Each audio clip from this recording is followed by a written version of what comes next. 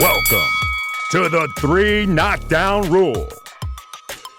Starring Mario Lopez and Steve Kim. Presented by Hustler Casino and UFC Fight Pass. Ladies and gentlemen, the 3 Knockdown Rule is in effect on UFC Fight Pass. I'm Steve Kim, joined by Mr. Mario Lopez. And Mario, we have a very special guest. We do, hence the very cool shirt, which, by the way, I rock all the time anyway.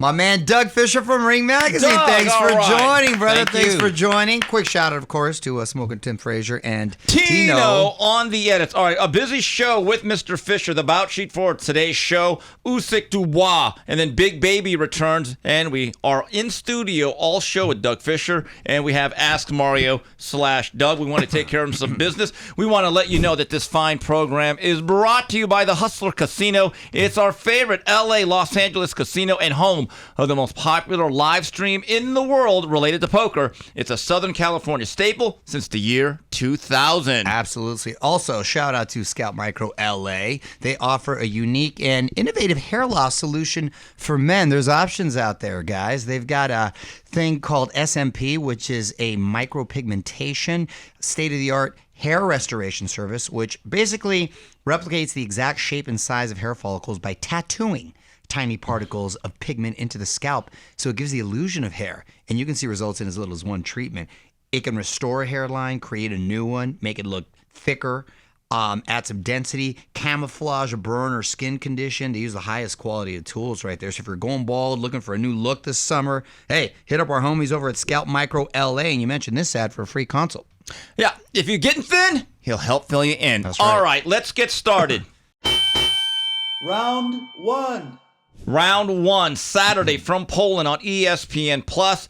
And still, the WBO/WBA/IBF heavyweight champion of the world, Alexander Usyk, stops Daniel Dubois in 9. Mario, I'll start with you. Round 5 is the big thing that everyone's talking about. How low was the low blow? First of all, that thing was getting broken down like the JFK assassination. Zapruder film, man. I couldn't frame by believe frame. all the different angles. And by the way, I don't even think. Let me start there where you went. It's a very tough call for the referee, if we're being honest, in the heat of the moment. I thought it was a beautiful shot landed by Dubois. Was it a little low? I don't know how I would have called it in the heat of the moment. I guess technically, textbook, maybe it was. I think people are going to see what they want to see, to be honest.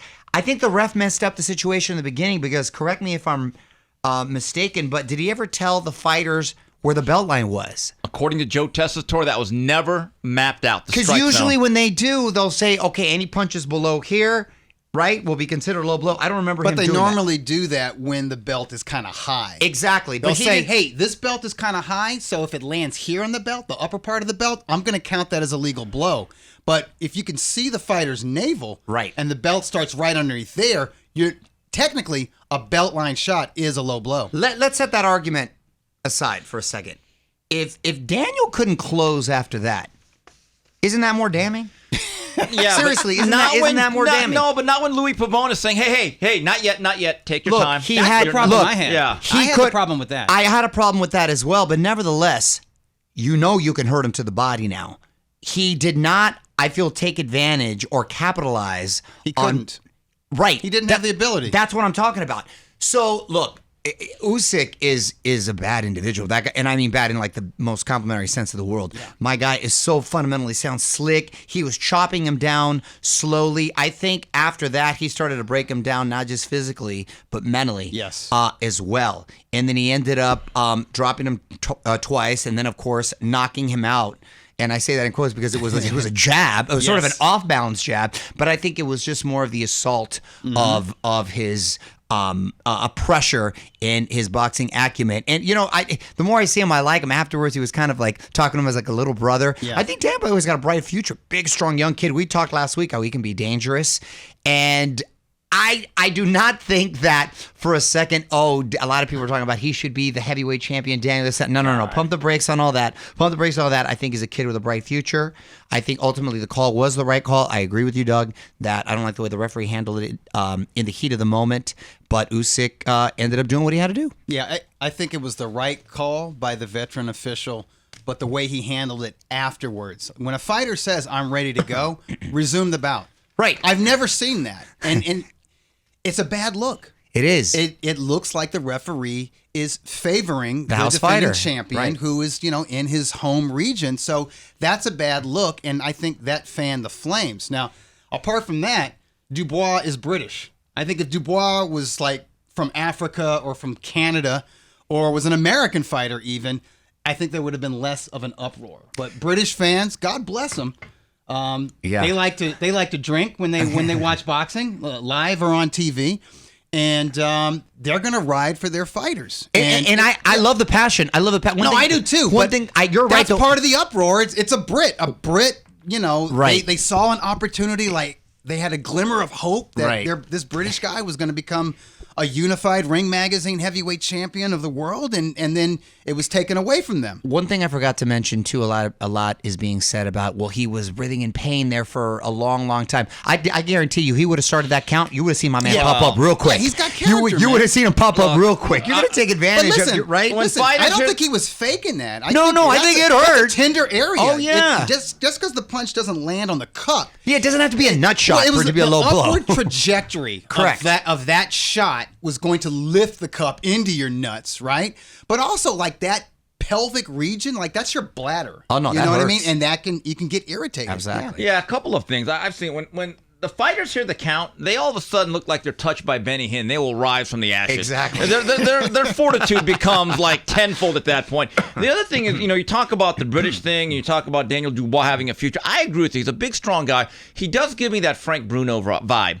Big, strong puncher, but the problem is, adversity's been a little bit of an issue, the mental toughness. And as you said, he's what, 23, 24? I think he's mid-20s. He's still young. Yeah, he's still young. But if you young look for a at, heavyweight. If you look at the nature of his two losses, there's a particular pattern that he does not overcome rough waters. Now, with that being said, guys, I know the way you've always felt about it. You've always said, hey, no matter what we think of Fury, he is still going to be a prohibitive favorite over Usyk. Do you guys think, and I'll start with you, Doug, based on the way this fight played out and the fact that there was visible discomfort with Usyk every time he got touched downstairs, do you think that Tyson Fury's now thinking, okay, let's pull the trigger after this Ngannou thing, let's get in there with him? I do. I think that showdown will happen next year. I really do. Listen, he knows how to use his height and his weight.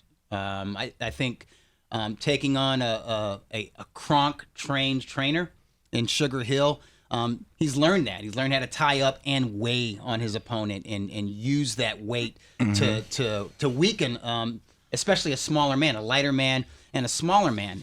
Easier said than done, though. I still think that's a hell of a fight. I would slightly favor Tyson Fury. I would not count out Alexander Usyk because apart from the Olympic pedigree, that amateur background, the skill and the ring generalship, he's a dog. He's got character. He is. And, what he showed in 24 rounds against Anthony Joshua, You can't discount that. Like, he can handle big dudes. I agree with everything you just said. Hypothetically speaking, let's assume he faces Wilder. How do you see that fight? I like Usyk. Really? I think he makes him miss and makes him pay and wears him down.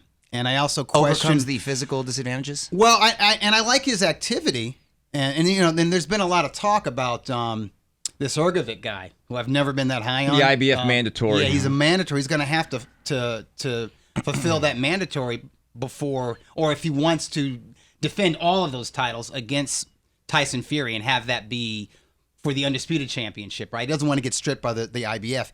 He has to fight Ergovic, and that could potentially happen like in November and December. Yeah. I like his activity going into next year. So whoever he fights, that's true. Whether it's Fury or Wilder, that activity is going to serve him well because when's the last time Wilder's been in the ring? Last October. And how again, long did that last? That 3 minutes and 1 second. And that doesn't show. That I doesn't count, I don't really. know what. I don't know what's left of Wilder. Yeah. I really don't because that third fight with Fury was brutal. Here's the pattern that we have seen in 2023. In every major fight where the fighter's coming off a year-plus layoff has gotten thrashed. They haven't even been all that competitive. Thank you. The other thing about Wilder, you know that they're going to sit on that right hand. Usyk's been fighting right-handers his whole life. He knows how to get away from the right hand.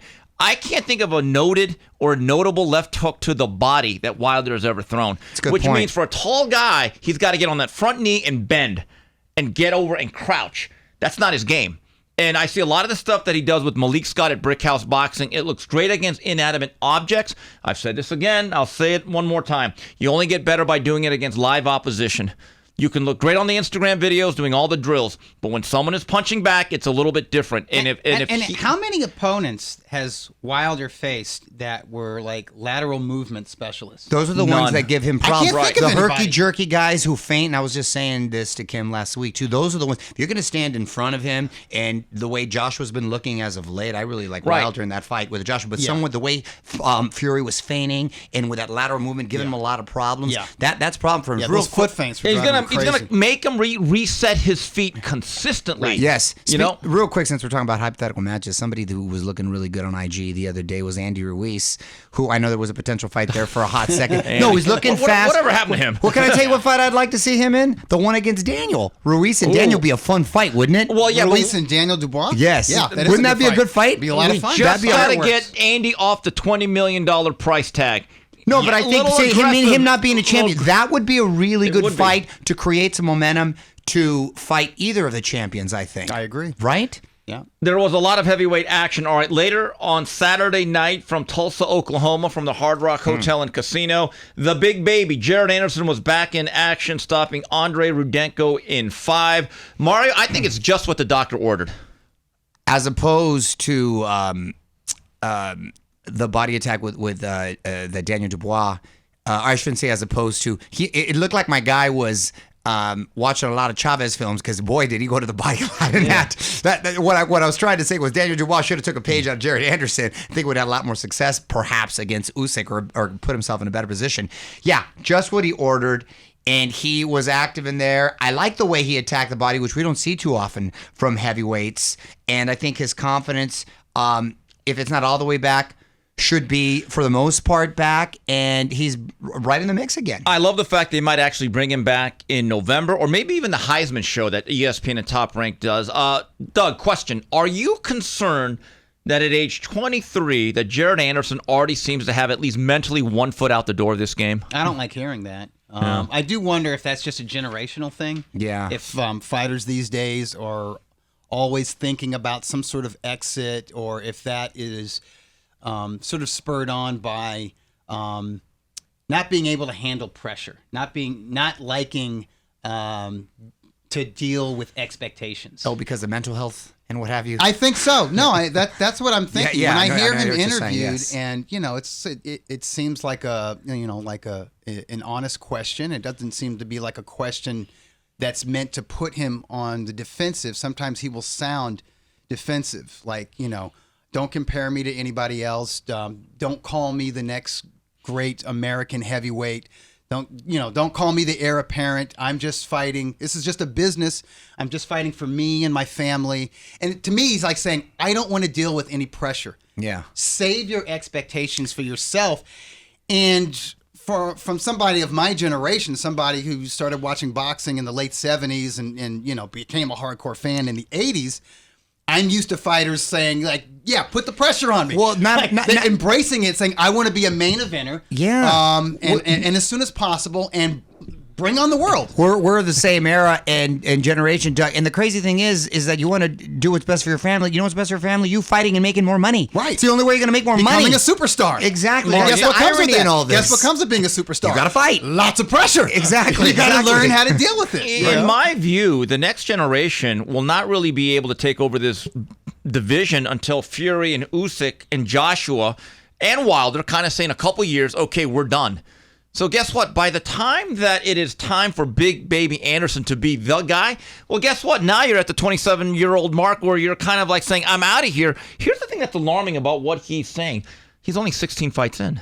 Yeah. I mean, so it's not like they loaded him up with 35, 40 fights and he's burnt out. No, and they're developing him very well. I like the development. I wasn't even down on him after him going 10 rounds with Charles Martin. I thought that was good work. I thought it was good for him to go the distance, take some hard punches, kind of deal with it. That's how you grow as a fighter. Exactly. And bringing him back, the quick turnaround is good. And if he can fight again before the end of the year, I think it's going to be all that much better. So I like his development. But yeah, some of those comments, and maybe it's a generational thing, and maybe it's on me.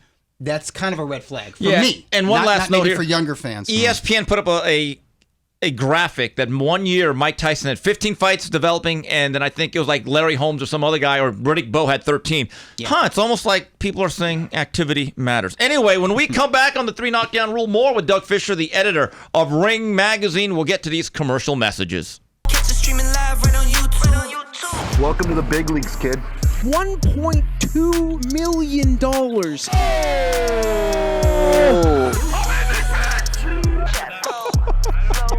And I'm losing in this fucking game. What the fuck? This is a 400K flip. If I win by the way, you get 10 grand. Cover my fucking straddle! For my fans! What? I read it twice! Wow. All in a call. I'm not fucking leaving! Raise it up. And we're back on the 3 Knockdown Rule on UFC Fight Pass. Hey, ladies and gentlemen, if you'd like to get involved with the 3 Knockdown Rule and sponsor our fine program, we still have some slots available. Please reach out to us by emailing info@boxbid.io. Once again, that's info@boxbid.io. Boxbid.io is an online platform that is launching soon that helps public figures and professionals in the world of boxing get sponsorships. We are proudly working with boxbid.io.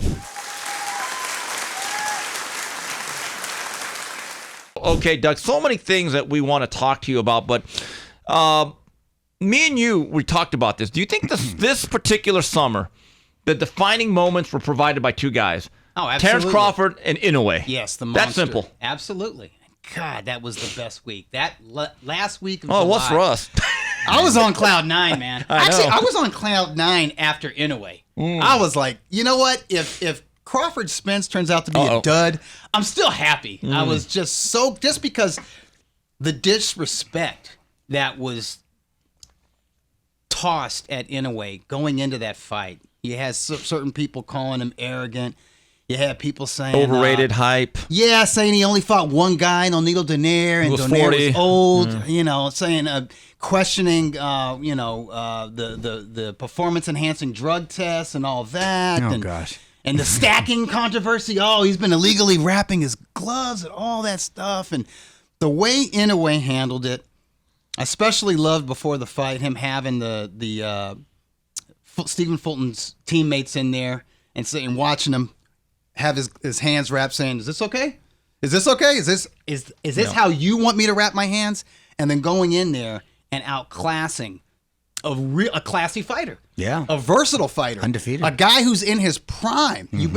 Undefeated, a guy who he's undefeated, having defeated numerous undefeated fighters, and a unified champion, and that being Inoue's first fight in the junior featherweight division. That was pound for pound shit right there. That's what I.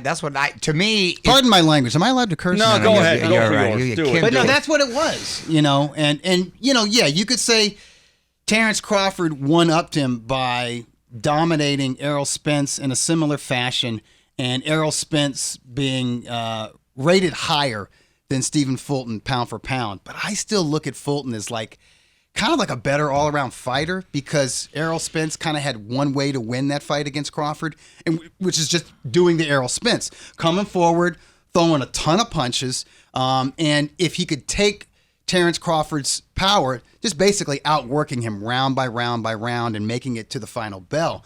Once he hit the deck in round 2, I was like, okay, that didn't take long. This fight's essentially over, and it was. So I don't know. The Inoue victory stood out a little bit more to me. I know I'm in the minority there. No, I know. I still look at the Monster as number one pound for pound. Interesting. But I don't think you can go wrong. I don't besmirch anybody who says no. Terrence Crawford is firmly number one. To me, it's Terrence Crawford, Naoya Inoue, and then the rest of those guys. That's what I said. I said the same thing. Both of those, listen, they could be 1A, and then there's a large gap before anyone else. And I love Usyk, but he's kind of a distant number 3.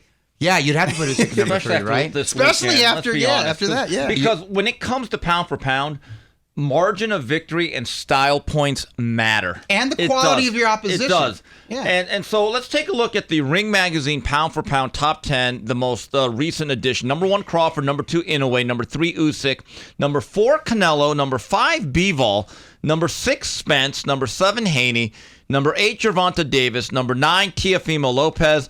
And number 10, and I think you guys are trolling, it's still Vasily Lomachenko. We're not trolling. What? If Haney's pound for pound, then Loma's pound for pound. Can I ask? I thought Loma beat him. So do I. Was Beterbiev ever a consideration? Yeah, he's been in there. He's been in there. You know what his problem is? Not He yet. fights like every 18 months. I know. Well, this last time, what was it? An injury or? There's always something. There's always something. Death, some taxes, injury. and a Beterbiev injury. He's the Every toughest year. man in Every the year. world when he's fighting. Well, that's what I'm Between saying. fights, something breaks on that Well, dude. that's what's weird. I don't think Yeah. he's ducking, or I don't No, think he's not. It's just like, yeah, he is. He's that that's dude's a the throwback. irony. He ain't afraid of nobody. Such a throwback, and I wish he was 10 years younger, of course, because he's what, 36 around that, or 37. He might be older. I think he's 38. Oh wow! See, that's the thing. That's the thing. I still one of my favorite fights I want to see is him and Bivol. Same here. That's one of my. Speaking of Dmitry Bolivian, I remember when he used to fight. yeah. Boy, what a fun. Yes. Remember that guy? I have a Wasn't question. Was he fighter of the year? Yeah, and they've done a was. great job in capitalizing on it. But anyway, I have a serious question because I don't do the double standard, no standard.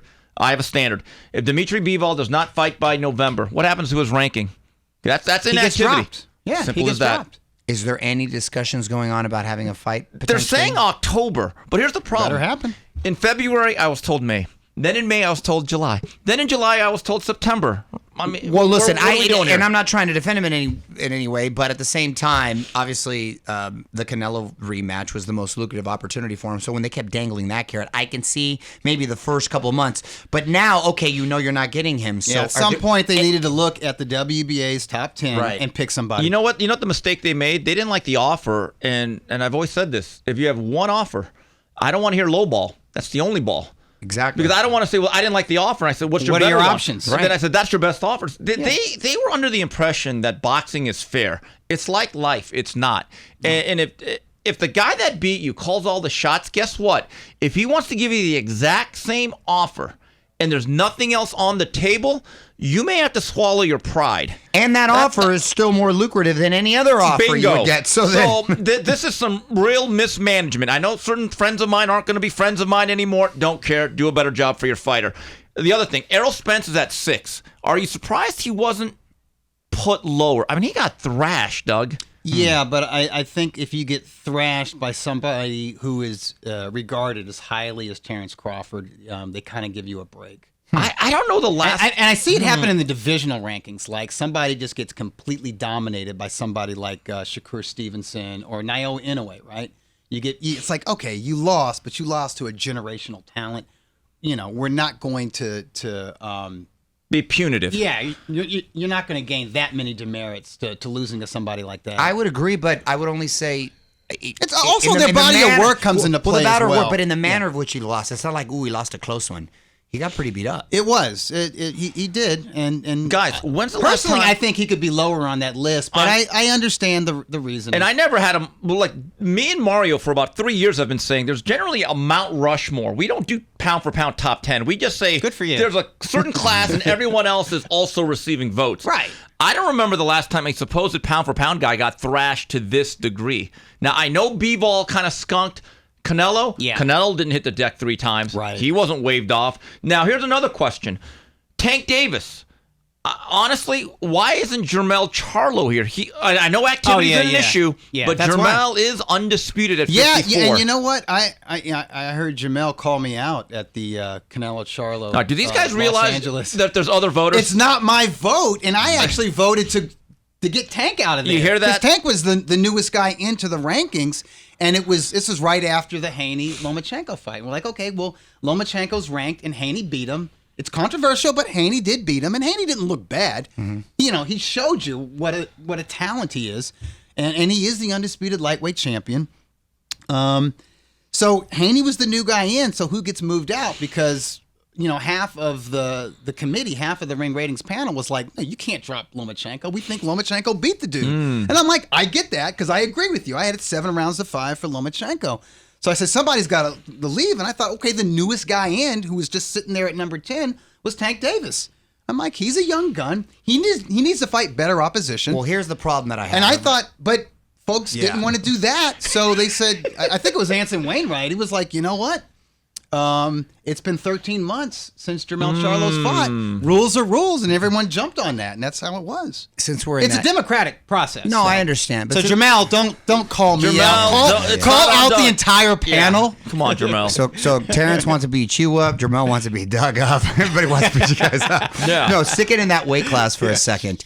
I do like, at least I hope it comes to fruition, the Haney Pro Gray fight. Oh, yeah. Great fight. Love that fight. Also like Shakur fighting Frank Martin, right? Yep. To unify that. What I don't like is Tank facing Isaac Pitbull Cruz. Cruz again. That I don't like, and Doug. you know it's gonna be a those other pay-per-view. two guys, that's not, especially based on the last performance. Right. I'm like, that doesn't make sense. That's Grease too. Now you got to go. That's Grease Now too. you got to, now it's like, come on, come man. on. You agree? Yeah, I totally agree. And I mean, that's the knock on Tank, because I think Tank is a terrific talent, and I love watching him fight.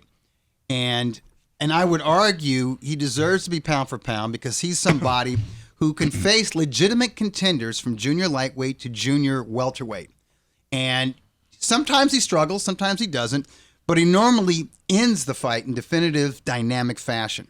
And I love that. I agree. And to have my boy Kim's back for a second when he asked a legitimate question on social, or to Bob Arum, not too far back, about Tank. Oh, Lenny potentially- didn't like it. Yeah, Oh, potentially Leonard. facing other champions in the dare you. division. No, the But I don't know, nerve. they went off on him, and I'm like, why is that so Right. far-fetched? Why is that ridiculous Mario, to ask? I That's make what a we want to promise. see. I We will- want to see the best face the best. Mario, I thought that was the point. I want to promise everyone this. I will never ask another lightweight to face another lightweight. I've learned my lesson.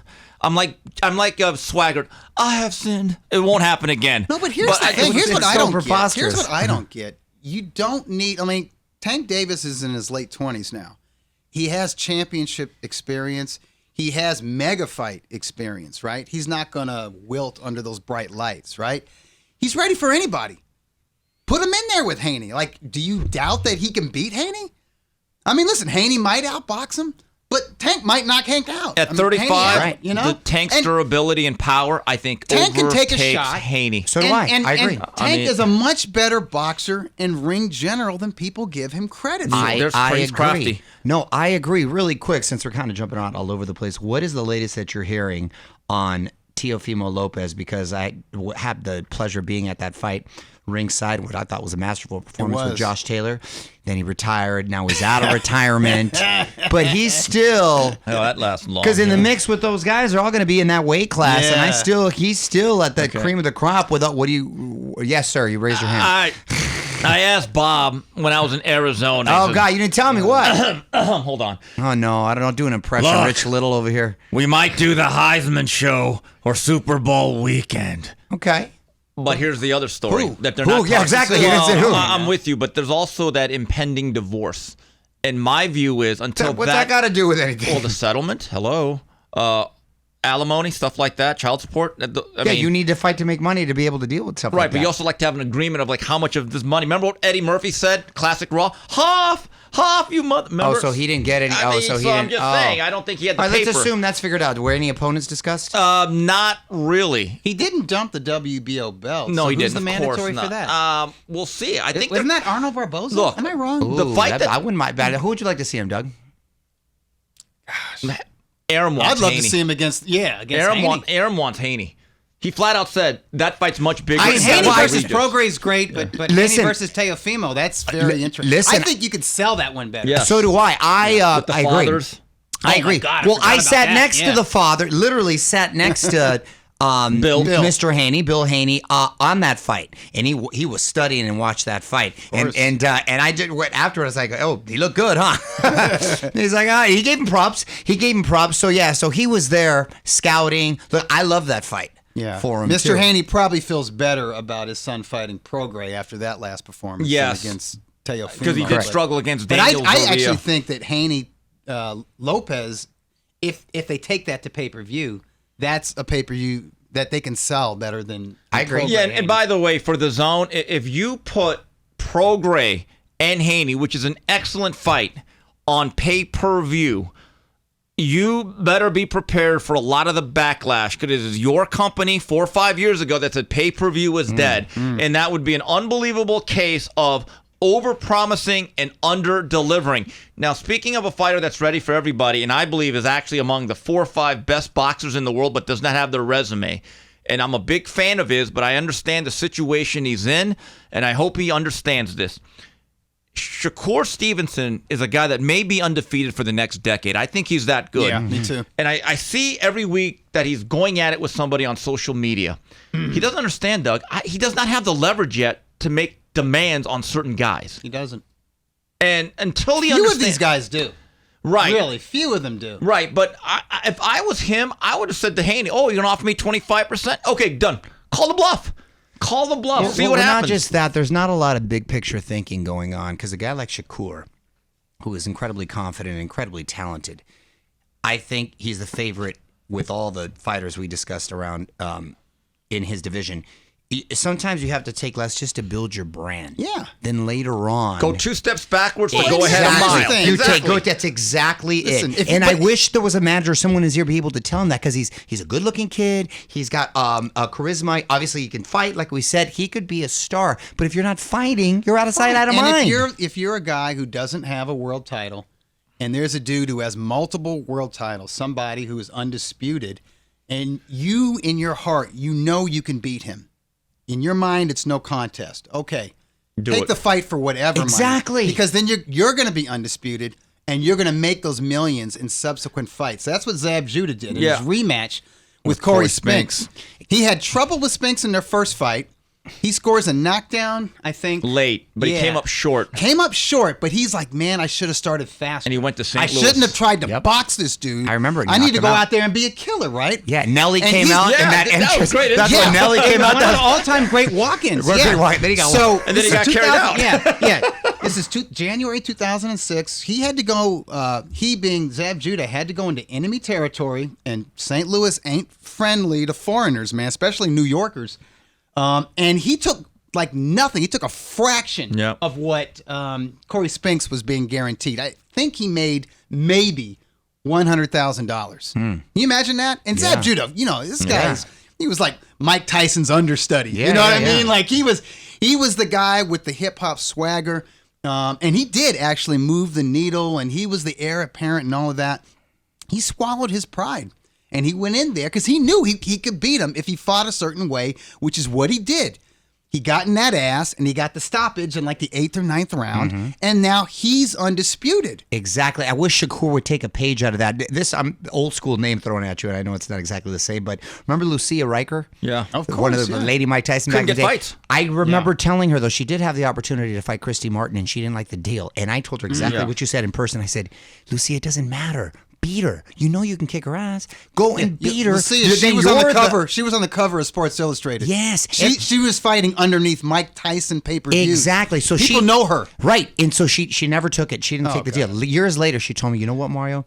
You were right. I should have took the deal. And sometimes, and I thought to myself, damn, and I would, because that would have been, because she had all the intent, everything else going on with the marketability and the looks and the fighting. Greatest female fighter I've ever seen. She got into the Hall of Fame, but I don't even think she had 20 fights. I know. Like 14-0? She's probably the best female I've ever seen. Bottom line, but had she not, she's terrifying. Yeah, right. But had she done that, Ken, her star would have been that much brighter. Look, you say what you want about Mayweather, but for the De La Hoya fight, he probably didn't get everything he wanted, but he said, I could beat this guy. I'll give up the gloves, I'll give up the weight, and I'll be the significant B-side. And he was able to parlay that. Exactly. My view is Shakur's got to do that. Yeah, if you're looking for the perfect deal for every fight, you're not going to get a lot of fights. Quick question.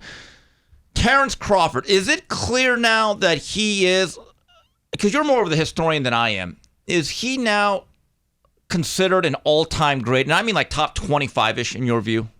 I don't know about top 25. He's definitely a first ballot Hall of Fame. Okay, that was clear before in my view. But. Yeah, and who knows, 20 to 25 years from now, yeah, we could be talking about him like an all-time great. And I'll tell you, listen, there's guys that, I can't believe this, like I've met you more than 26, 1997. 27 years. Yeah, right. Boy, yes, we're old. 26 years ago, right? Fuck, you're old. So there were guys. So are you. There were guys who were fighting at that time who were the top guys. And, you know, you and I, Steve, we were questioning, like Oscar De La Hoya, you were questioning, is he really going to be a Hall of Famer? I mean, I know he's popular, but is he? No, but Oscar fought everyone. He did. No, he but was Oscar fighting fought everybody. anyone, and he was active. And fought him in their prime. Yeah. But I mean, I think as farther the farther we get away from that, it's like the things that he was doing. Yeah. It looks better now. Exactly. It's like It puts it in he's fighting perspective. undefeated Ike Corte, undefeated Shane Mosley, undefeated Felix Trinidad, Fighting more than twice fighting a year. 5 times. Five in times in the '97, 170. 4 times in '95. Let's go to Shakur Stevenson. One last thing. He's in his mid-20s. He only has 20 fights, and he's now a twice-a-year guy. I don't know how you build off of that. That's an issue. Yeah. De La Hoya in the thing is- 1997 was the most popular sport fighter in the game. He fought 5 times. 25 years ago, if you would have asked me, is De La Hoya a future Hall of Famer? I would have said, yeah, he's on his way. And if you'd asked me, is he an all-time great? I'd say, no way. I would have vehemently said, hell no. Now I will say, yeah, he's a great fighter. He's an all-time great fighter. And he was in there with all-time great fighters like Pernell Whitaker and Julio Cesar Chavez. Trinidad. And I may not have said, I may have even given you some pushback with Pernell Whitaker. Like, yeah, is he an all-time great? But now, yeah, so you know what? 20 years from now, I have a feeling, because I don't think anyone's going to beat Terrence, unless he goes up to super middleweight and fights a Canelo, and we'll see what happens. I tell you what, if he goes up to super middleweight and beats Canelo, I'll be like, yeah, I'll give him top 25 all-time great. I'd go higher than that. I'm on record with that, okay? I would. And I love me some Terrence Crawford, but I think that 21-pound jump is big. Don't tell him You it's know what, though? ridiculous. I Don't know. tell him Well, it's for the money. ridiculous. No, because then why doesn't Tank just go up? Tank's already been at 140. Why doesn't Tank just go up to Tank won't even fight 547? certain guys at his own weight Well, class. that's my point, though. But Come on. but we're talking Canelo's like a little, you know what I mean? Playing mythical matchup just for a second, and I know it's just a fun little game, but you take a prime. Wait, is this his prime right now at 36? What's prime Crawford? What is prime I think Crawford? he was in his prime at 140. Okay, so 140 prime Crawford, prime Mayweather. Who you like? At 140, I like Terrence Crawford. I'll take prime 140-pound Terrence Crawford over Julio Cesar Chavez. Ooh, I think it's a hell of a fight. What 47? But I think with his speed and the switch hitting ability and the punch selection, I think he can outpoint him. And his toughness too. Mayweather at 47. Crawford. I still, for some reason, I don't know why I lean towards Crawford. Yeah. And I lean towards Crawford. Lean towards Crawford, yeah. Just because Mayweather would be a pain in the ass. he would, but his ability he's so great at making adjustments in the fight, and then with his ambidextrous style. I like the fact that he can box lefty, and he's busier than He Mayweather. would never need 2 chances to really beat Marcos and his Maidana punch selection, yeah. thoroughly. That's bottom a line. really No doubt good. about it. That's a really good point. But just the punch variety and the way he can mix punches up to the body and the head. Right. I think that troubles Mayweather. Doug, September 30th, how much of a shot are you giving Jermell Charlo moving up 2 weight classes with more than a year layoff? I give him a shot. Really? I do, Interesting. because I don't think he was. I mean, I know he fights at 154 pounds. He's not a junior middleweight. He was a junior middleweight 10 years ago. He's been fighting once a year, so he's only making 154 pounds, for one day out of the year. You know what I mean? I think he walks around at 180, 185. Yeah. So And he's going to feel, and you look at that frame. He's 6'1". No, he's a big kid. You see his shoulders. No, That's when you a stand next to frame, Canelo, and he's an that's a athletic big- dude. You know Yeah. what? I agree with you. I actually think he's a live dog. Yeah. Because not only his frame and his size, too, he's got a style that not Canelo Right. doesn't love. There's another half to this, and that Canelo, he's a thick dude, he's got a barrel chest, got big thighs. But I think he can still make, if he wanted to, 160. This fight could be happening at 160. Right. And it'd be a terrific fight. It's happening at 165. You know what? Jamel doesn't have to weigh in at 168. He can come in at 164. Quickness I will like be his speed. advantage. I like his jab. I think Jamel needs to try to take a page out of Dimitri Bivol's book, or maybe he needs to look at the performance that his older is it his older brother or younger brother, Jamal? I don't know. It doesn't matter. Those guys are like clones. All right, so They're not twins. they're practically clones. Those are the That's most what I'm saying. identical twins I've ever seen. Right. No, but the way Jamal Charlo boxed against Sergey Derevyanchenko in the summer of 2020, disciplined, punching with authority, but sticking and moving. If Jamel can do that, I think Canelo's got problems because Canelo's getting a bit long in the tooth. I think it's hard for him to get up to these fights. I do think he'll get up for this fight. But I'm not going to say he's a flat tire, but he's lost some air. But let me There's take a lot. there's I see it in his just a body, and I lot see of it in wear his and tear. enthusiasm. But let me take the other Part side, of it's though. psychological, though. It's just Sure. like he's been there and done that so many He's times. made a lot of money. Yeah, but let me take the other side, though. I was there in Ontario for the rematch. I thought Harrison on the inside was strafing Charlo before he got knocked out. That was eye-opening because Harrison, Hey, listen, same thing with the rematch with Castano. Castano. They were going tit for tat for Yes. 5 or 6 rounds, I know. and then Castano ran out of gas. Right. And Charlo came on. And here's another thing. Charlo likes to freaking fight. And These that'll days, be I his mean, he downfall. wants to That'll be fight, his downfall man. because Yeah, that first exactly. fight with Castano, that was a whole nother deal. And here's another too. thing. Has Jermell Charlo ever been in there with a real body puncher? Right. A body snatcher. Right. I'm not saying Canelo is Mike McCallum, But he's all a right? solid thumper. But man, he goes hard to that. Oh, With right. single He goes shots hard, to the body. So. and it comes frequently. And he Yeah. has not been hit in about 15 months, guys. Activity matters. All right.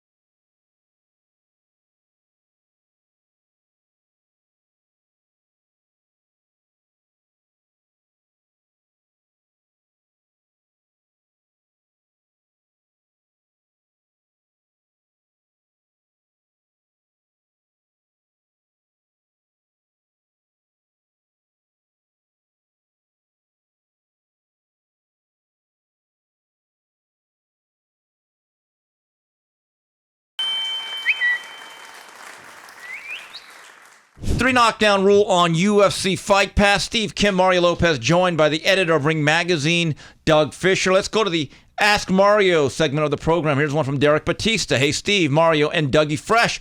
How refreshing is it to see Tim Tszyu staying busy and keeping his tools sharp? If he should beat Brian Mendoza, and they're fighting in mid-October, what would be the next logical fight for him? I love that he's staying busy, love and it. this kid is a potential star.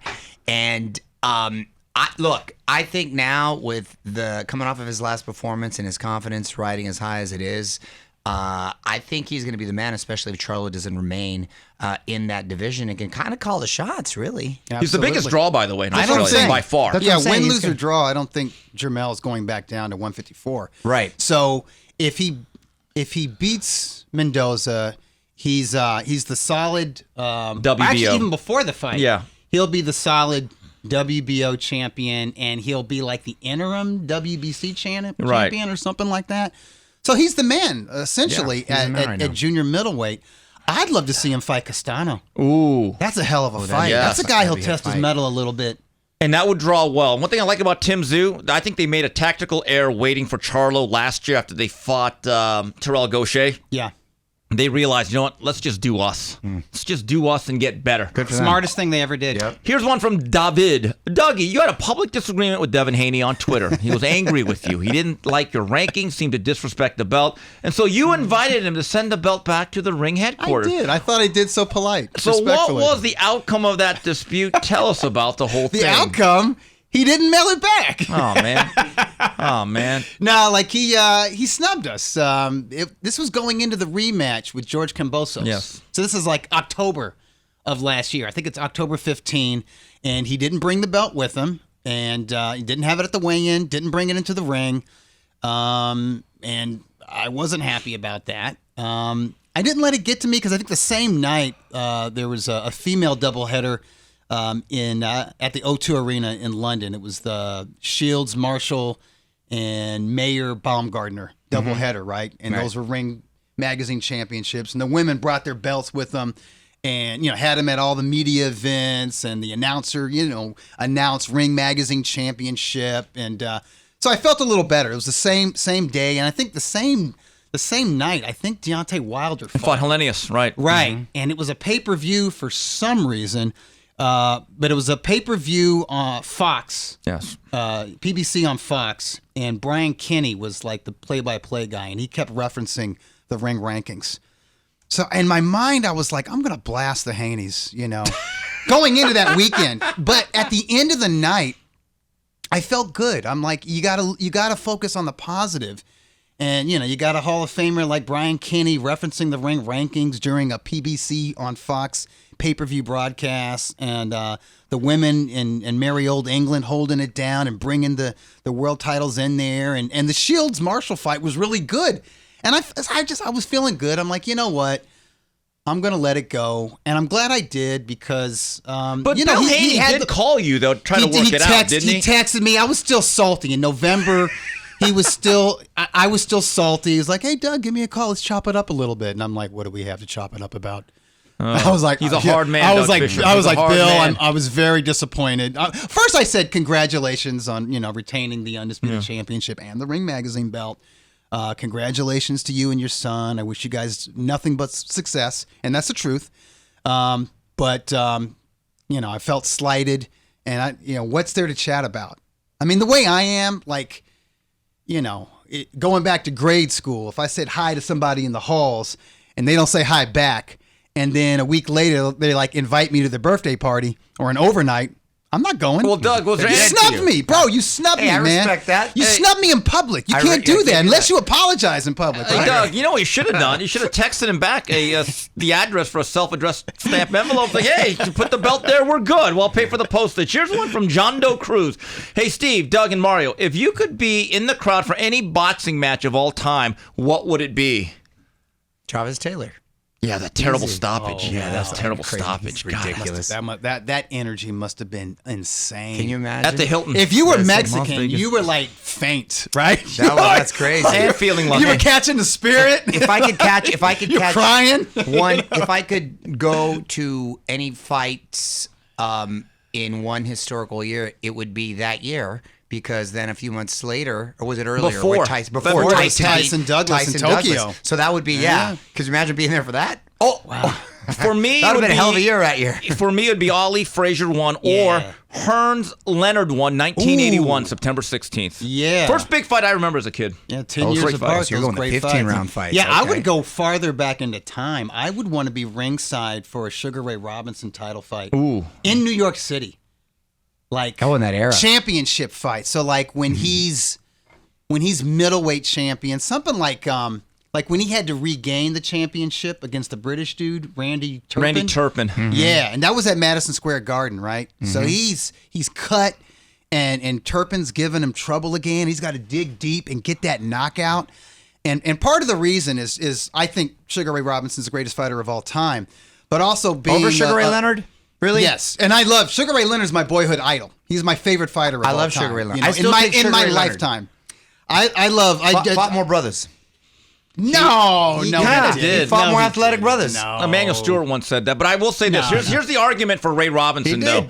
Ray fought 200 times. Well, no, I know, but a lot of white dudes. The only time he was stopped was in a light heavyweight fight. No, it's not all white. Mario, I said a lot of white dudes. That's like comparing basketball players in the 50s against all the white dudes. The black dudes that he fought weren't as well known as the black dudes. No, I understand, but I thought that's all. I thought that, and maybe I'm a prisoner of the moment because we were kids growing up. Sugar Ray beat up a lot of talented, tough brothers. Even like Andy the Hawk Price. Exactly, that's what I'm saying. So all things Mario, being equal. Ray Leonard actually asked the great Teddy Brenner, he goes, hey, Teddy, how would you compare me to Ray Robinson? And Teddy Brenner looks, he goes, well, when you fight 200 more times, I'll let you know. That's so my again, thing. That's my thing with Sugar Ray Robinson. Yeah, but to witness that, and me being a Harlem native, the after party, like what is like Black Harlem like after a Sugar Ray Robinson victory at Madison Square Garden, going back to Harlem, going to Sugar Ray's bar and restaurant, like what is that scene like?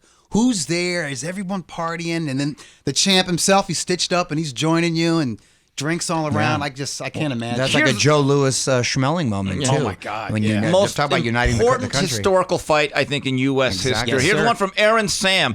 Hey, guys, why doesn't boxing fix its production issues? The 45 minutes breaks between fights, the 30 people in the ring before the fight, the pointless pageantry, the press conferences where promoters, nobodies in suits talk more than the fighters. Dana White talks about this all the time because Yes. he's a fight guy and he loves boxing and stuff, Yes. but he does such a great job production-wise with the UFC. The fights keep coming, and Cam hasn't gone with me yet, but you go to any of these cards, Doug, I don't know if you had the opportunity to go.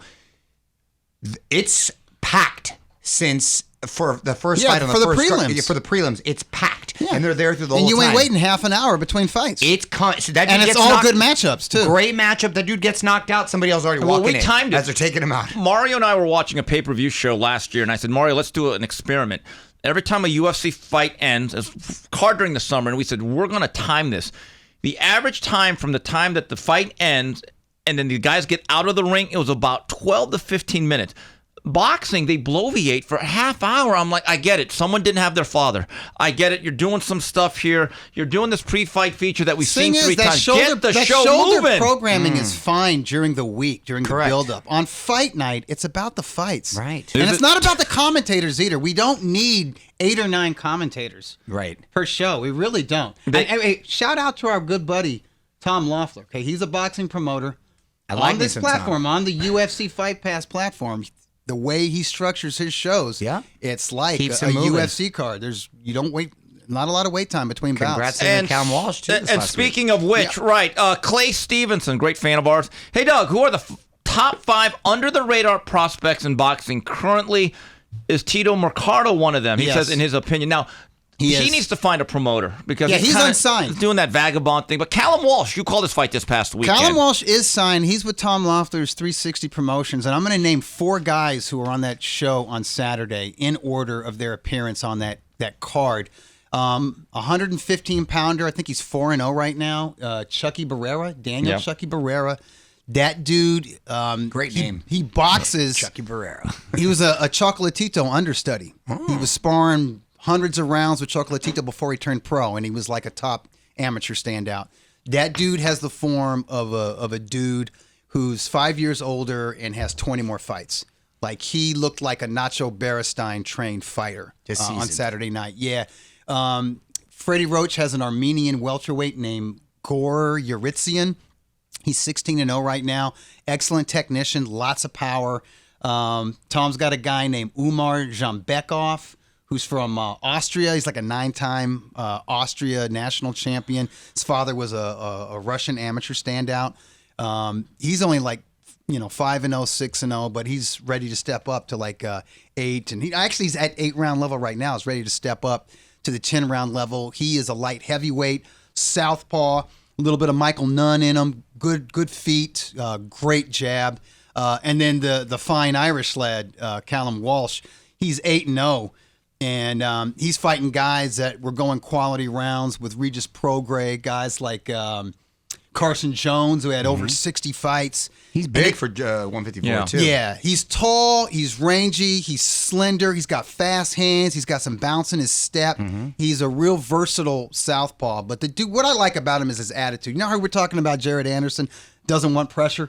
Callum wants pressure. He wants all Make the me pressure. the main event, throw me to the wolves, toss me down a well, put me in there with anybody. He'll never turn down a fight. He relishes it. He likes it. He's built for that. Reminds me like he's got that chip on his shoulder like Fernando Vargas. Remember young Fernando Vargas? No, He the was like, precocious throw one. me in with the wolves or I'm mad at you. Right. No easy fights. I love want to that. fight and I want to be that guy. I'll name one other guy. He's also Tom, a by the way, Loeffler real guy. quick on that Yeah. note, was telling me that Callum should be fighting in Madison Square Garden the next fight. That's going to be something. Tom, good. I like that he's taking Callum Walsh to the East Coast because in March, went the to week Boston. of St. Patrick's Day, we were in Boston. That's smart. That's how you build talent. Marketing him to the MMA fan and the boxing fan. Smart. That's brilliant. One other guy at 140 pounds, undefeated, Cain Sandoval out of Sacramento, pressure fighter, fast hands. Another guy, kind of like Callum Walsh, wants all the heat. He's probably going to headline early next year. I can't tell you who the opponent is, but it's going to be a guy that we've heard of. All right, and final question from the Fanny Merchant, the only Sanch. He said, ask that teen heartthrob with the Jerry curl, Mario Lopez Viva. One, why does he never come to the boxing dinners at trainees, even when Hollywood Beto Duran pulled up? And number two, what would the opening line be for Canelo versus Crawford if that does happen? Well, Mario, here's the problem. Here's the thing. You actually do have a vast history at the world-famous Phil trainees. I used to go to trainees often. Really? Back in the With? day. It's a bit of a John. Oh, with the UCLA guys. Cade McNown, you were there a lot, weren't you? Yeah, we were there. The Chilean sea bass. Oh, he it's still still has good. it. It's still That's good. the best. Oh, Oh, my it's God. great. The Shout out to blackened- trainees. Give him my best, please. He He's a asked great about guy. you, because how's Mario doing? Because I haven't good. seen him since Cade. I'll go there with you one time. Oh, one really? time. Yeah, Promise. we'll Yeah, go. his the Phil train is calamari. Oh my God, It is good. Pound for pound quality, and we do the dinner. Kid will go anywhere with a free dinner. Oh no, So it doesn't- we pay. What are you talking about? What are you talking about? We were big. We tippers. support a real business. Yes, we are big Yeah, tippers. sure. And by the way, Phil literally runs that kitchen by himself, and we always try to. He'll come out impressive. once in a while to have a glass of wine. He looks like he went through a 30-round heavyweight fight. Right. Every night he does that, Right. and he's like, Steve, I can't get help. I go, who's the help? I'm the help. And so it's like, wow. So you want to support that business, and that place. That's why he's been there forever. Yes, that place is famous, though. Some It of the is. people that you will just Yeah. randomly. Incredible Who's sports who? history. It's great. It's- I love And that Phil guy. Traney's stories. Oh my God! He's Yeah, great. Great some of them we stories. can even tell on the No, air. we can't. I love that. All right, Crawford Canelo. I'll say this: I think Canelo will be about if it's at 68 Yeah. limit. I'll say Canelo at 2.5 to 1. I say Is that 3 to low? 1. 3 to 1. I What say about it you? opens at 3 when to you go 1. 10 to 1, Mario, that look on your face. I'll tell you why I have the look, because I say it's going to be closer to like 3 to 1. Yeah. And honestly, I'd much rather him fight Benavidez. I'd much rather see that You mean fight. Canelo? Canelo, of course. okay. No, of course, Canelo. I'd much rather see him fight Benavidez. Because I think even if he beats him, he's going to be like, well, this guy came up 3 weight classes to fight you. I don't think he's going to get the credit. And look, if it's financially But I more like rewarding, it. It's like, look at like when Marvin Hagler fought Roberto Duran.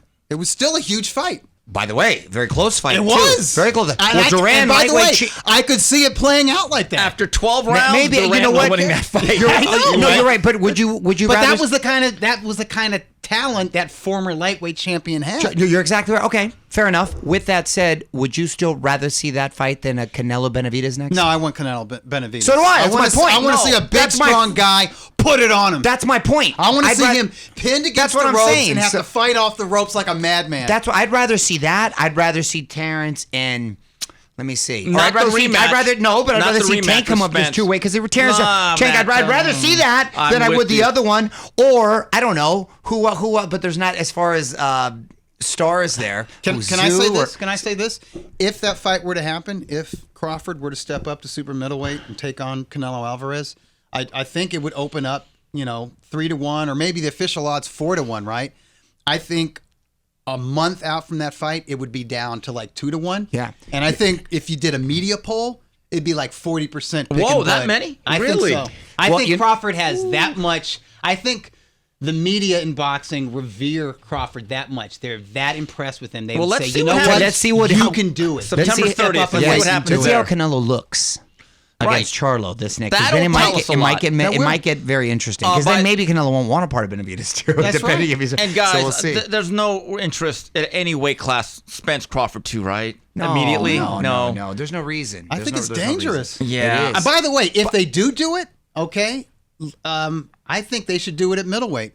If Terrence, no, listen, if Terrence Crawford is serious about About wanting to 16. challenge, I get that. that. the Right, challenge, he's to challenge right. Canelo, okay, Acclimate. step up to middleweight. The WBC will put like an interim title on the line or a silver belt or something, right? So you'll get ranked, okay, at least at middleweight. It's kind of like Manny Pacquiao going to like 135 before he stepped up to 147 to He only fight had one fight Oscar there. De La Hoya, right? But I think it's healthier for Errol Spence. You're right. I think he was boiling his body down for so long to make 147. He may not feel good making 154. It might be better for him to weigh in at like 158 or something. I want him to be healthy. Final Flurries. So moving on to the final Flurries and Mario. Rest in peace to truly an entertainment legend in Bob Barker. every 80s kid, when they stayed home from school, watch them some Bob Barker. That was America's babysitter. 35 years he Right. hosted that show. 6,236 episodes. I only know that because we just did a special on him on my show, Access. I got to wear a suit. I rocked that little skinny mic. You know, a little skinny mic? The kind that he held. Yeah, exactly. That little That's like skinny from the mic. 70s. Right, exactly. And he was an actor where he sort of stumbled up on that gig. And just a great guy, classy, handsome, had two loves of his life. Both for 40 years each. That's amazing. It's a hell of a run. Yeah. His first wife passed away on him. Then another young lady, Joanne something or other, went another 40 years with him right there. But yeah, the word legend gets thrown around. He truly was a TV legend. Wow. Also, I'm not going to lie to you. I kind of got into this. I gave it a shot. Didn't think I'd like it.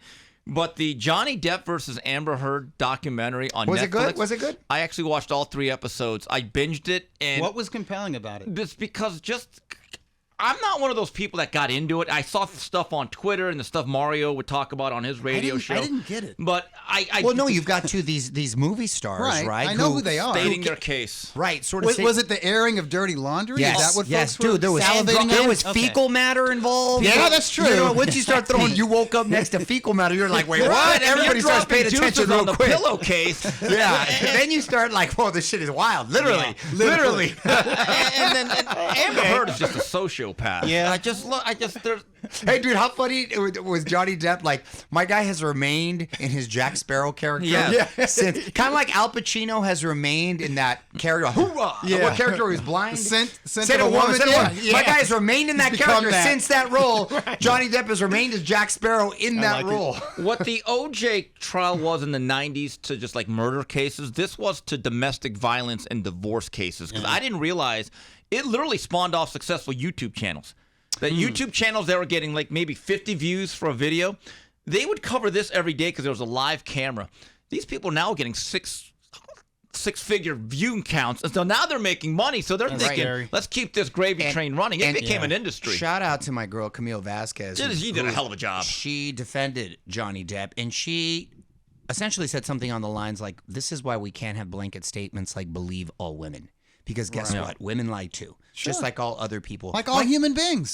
So the blanket statements in general are very, very dangerous. And so she did a wonderful job of kind of painting the picture where like he was essentially kind of like the victim and it's not always what you believe. And she won. He won. They won. Yeah. But yeah, it was a Big. fascinating case. Mario, wait, I didn't understand this. You're using bananas now in your seafood? No. You sent me something. I was so like, you what know, is this? we're big What is this? Mariscos fans, Órale. right? We like Órale. taking you to some great spots right there. Indeed, you But I had have. something the other day that was wild.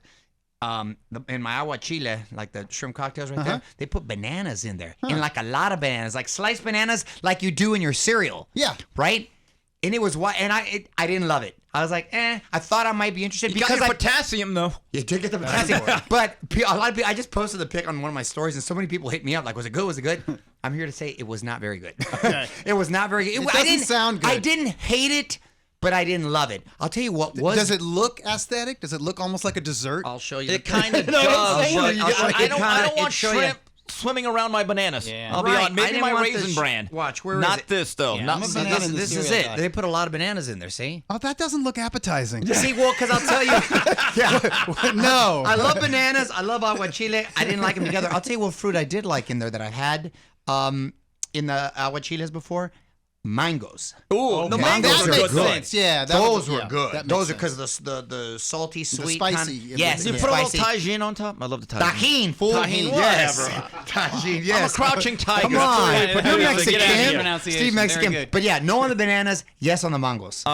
Final thing here. We're actually taking next week off for Labor Day, one of our mini vacations. But Mario, are you gonna go see Lionel Messi? I don't know if even you can afford that ticket. No, well, thank goodness. I do a lot of stuff with LAFC. I'm not going to have to pay for that. Yo, some of those tickets are going for $10,000. Are you serious? Yes. Yes, you're talking. To see you're that talking, boring sport? Oh, my listen to me. God. Listen, by the way, if you've never been to an LAFC game, Never have.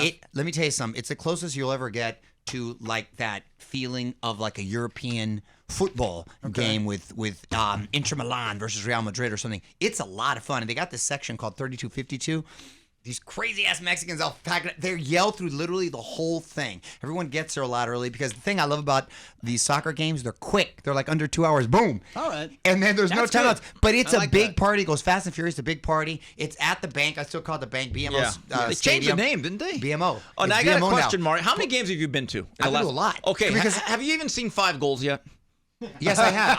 Yes, I have. I'm just asking. But let me tell you something. But dude, just like I go, just the same reason I go to the Dodgers games. I'm just there to drink and have a good time and hang out, especially when it's a nice day. That is a nice stadium. It's a beautiful stadium. When it's a I've nice been day, you're there for drinking, the boxing. energy, it's so much fun. But Messi, you have to understand, and the footballers out there, fans that listen, he's arguably the greatest player of all time. Right. I'm talking Better than Pele. Better than Pele, better than Madonna. Yes, Maradona? statistically, What? Ronaldo, I don't statistically, know. he is. He's I've won heard more of this. the Ballon d'Or. He's won more of like the MVPs than anyone. He's won every title there is, and then he finally, the one, I guess, monkey off his back, the World Cup, he just won that this last, and now for him to play in the MLS, so people, it's kind of like the Elvis tour or Michael Jackson when he's going around. Sure. Miami, who was in last place, now is in first place. He's had that much of an impact. right. I Hey, guess is he he's the kinda guy good. that the Saudis He's been were crazy. offering like $1 billion deal? Yes, to and then when they join their offered him a league, Bobby, and he they said- cut. Yeah, he said no. The other one, and so did Bobby. The other respect one, that. dude, it was like a $2 billion or something What? for overall. No, it's a ridiculous amount of money. Ridiculous amount of money. But he's going to end up making more here because they Sure. can part ownership of the team. There you go. And a percentage of the merchandise. And he's come here and killed it. Can you imagine these tickets? Everybody's selling them. He decides to take a day off because he did that in New York. Oh. He took a day off in New York. Can you imagine? Everybody buys on the thing and they can't. And he decides to go off. Can you imagine if that happens? That's All gonna right. be crazy. All right, Lopez. I guess Messi's pretty good. Finally, as we wrap it up here, Doug, this is interesting. Ring Magazine has now gone digital, but Yes. you did do a special print edition for Crawford Spence. Can we expect more of that? Yes, yeah. If the fight is special enough, significant enough, big enough, we do it. Like, okay, let's say we get Tyson Fury versus Alexander Usyk. You know what? We print out a special issue for Okay. that. And then special issues, for like living legends. I love like, those. I saved mine, by the way. Yeah, you should. Like, no, they will appreciate and value, seriously. Yeah, you did one on Chavez. Yeah, Mike Tyson did one sold on out. Hagler. Hagler, we yeah. did one on Hagler, Love me some Pernell Hagler. Whitaker. Those were tributes. Hey, by the way, I've seen on eBay the Inoue cartoon cover, the anime. $300. Those are going for $300. Oh, look at that. $300, man. So to that, I that's say awesome. bonsai. Yeah, no, but so I'm thinking the living legends that we haven't done yet: Roberto Duran, Roy Jones Jr., George Foreman. Oh, I get You know all what those. I'm saying? And then the all-time greats like Joe Louis, Henry Armstrong.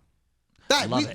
Yep. I would want to print that. I Yes. like the T-shirts with the Ring Magazine Ooh, covers weird. on them. Okay, that's I coming like up. those. Big news? Got Talk some to news your here? buddy Oscar about that. Okay, because I This is- told him, I this said, is I a- love those. Okay, he's listening to you. He rocks Hey, those, stay in yeah. his ear, man. Yeah, no, I will, 'cause I like those. No, yeah, that's an Oscar De La Hoya project. You know what right I'm there. talking Stay about with tuned. those, yes. Oh, yeah. All right, okay, the good, vintage good. covers. Yes. All right. Well, That was fun. We want to thank everyone that made this show possible. Again, the 3 Knockdown Rule brought to you by the Hustler Casino. It's our favorite LA local casino and home of the most popular poker live stream in the world, a Southern California staple since the year 2000. And again, if you want to sponsor our show like Scout Micro LA, please email us at info@boxbid.io. So on behalf of Doug Fischer, Mario Lopez, Smoking Tim Frazier, and Tino on the edits, till the next round, we'll see you in 2 weeks. Goodbye, everybody.